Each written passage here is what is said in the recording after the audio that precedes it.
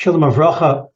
Welcome to Parsha Pearls with your host, Laser Brody. This week's Torah portion is Vayetze. We have a very interesting question. In chapter 29 of Genesis, verse 35, Leah gives birth to her fourth child, and she says, Hapam odet Hashem, this time I'm going to thank Hashem. Well, the Gemara in Tractate Brachos, page 7, says this is the first time in history that anyone thanked Hashem. Well, that is a really strange, apparently strange Gemara, because we have plenty of times there are precedents where people thanked Hashem before Leah did. We see Adam Rishon, Adam, when his life was saved, he was supposed to get the death penalty after committing sin against Hashem, and he thanked Hashem. And then Noah, when Noah was saved from the flood, he thanked Hashem. When Abraham was rescued from the fiery furnace, he came out of there and he thanked Hashem.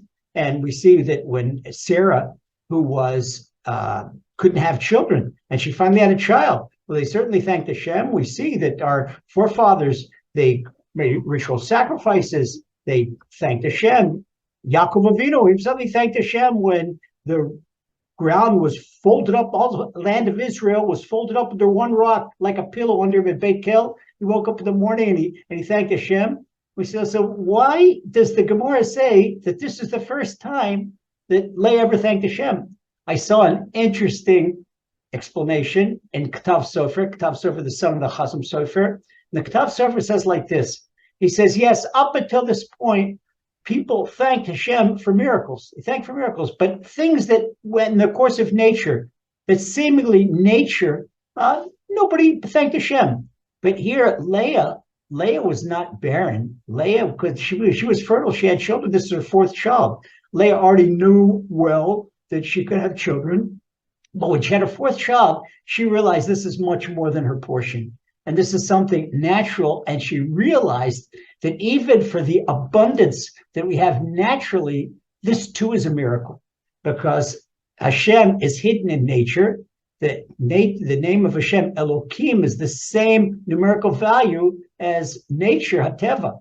Okay, so we see Leah is the first person who ever thanked Hashem for a natural occurrence. It's a natural occurrence. So this is why we have to thank Hashem all day long. And she called her son Yehuda. Yehuda, in the name Yehuda, it has the four letters of Hashem's name. And also the word Yehudi, a Jew, comes from the word Yehuda, that Judah. Okay, so really the word Jew means a thanker, one who thanks.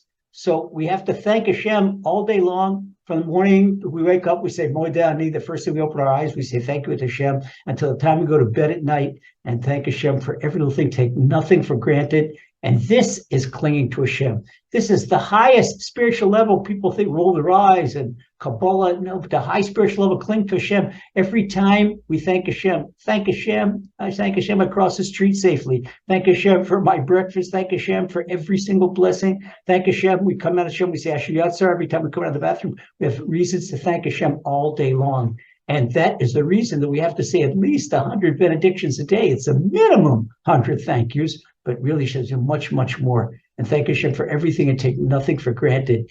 And this is a wonderful form of service for Hashem. And it brings us close to Hashem.